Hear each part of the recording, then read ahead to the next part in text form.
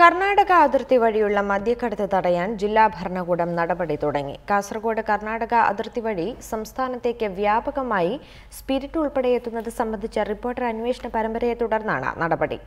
അതിർത്തിയിലെ പരിശോധന കർശനമാക്കാനും ജില്ലാ കളക്ടർ നിർദ്ദേശം നൽകിയിട്ടുണ്ട്. Reporter impact.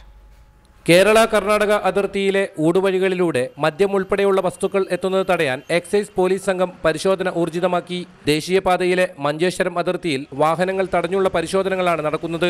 വരും ദിവസങ്ങളിൽ പരിശോധന കർശനമാക്കുമെന്ന് ജില്ലാ പോലീസ് ചീഫ് റിപ്പോർട്ടറോട് പറഞ്ഞു. മെയിൻ ഹൈവേ അല്ലാതെയും പിന്നെ ഈ ചെറിയ റൂട്ടുകളിൽ നിന്നും കർണാടകയിൽ നിന്നും എന്തെങ്കിലും മദ്യം വരണുണ്ടായെന്ന് നോക്കാൻ വേണ്ടിയിട്ട് അവിടുത്തെ പോലീസ് സ്റ്റേഷനോട് ബന്ധപ്പെട്ടിട്ടുണ്ട്. എക്സൈസ് ആൾക്കാരോട് ഒരു ജോയിന്റ് ചെക്കിംഗ് നടത്തുന്നുണ്ട്. ഫോറസ്റ്റ് ആൾക്കാരനെ ഉൾപ്പെടുത്തിക്കൊണ്ട് ഫോറസ്റ്റിൽ ഉള്ളിൽ പ്രദേശങ്ങളിൽ റെയ്ഡ്സ് നടത്തുന്നുണ്ട്. ഇതിനിടയിൽ അനധികൃതമായി സംസ്ഥാനത്തേക്ക് കടത്തുകയായിരുന്ന വിദേശ മദ്യവും ചാരായവും എക്സൈസ് സംഘം പിടികൂടി. ഓണവിപണി ലക്ഷ്യമിട്ട് സംസ്ഥാനത്തേക്ക് ലഹരി വസ്തുക്കൾ കടത്തുന്നത് തടയാൻ ചെക്ക് പോസ്റ്റുകളിൽ സംശയകരമായ സാഹചര്യത്തിൽ പോകുന്ന ആംബുലൻസുകളടക്കം പരിശോധിക്കാൻ നിർദ്ദേശം നൽകിയിട്ടുണ്ട്. K B Baiju, reporter, Kasaragod.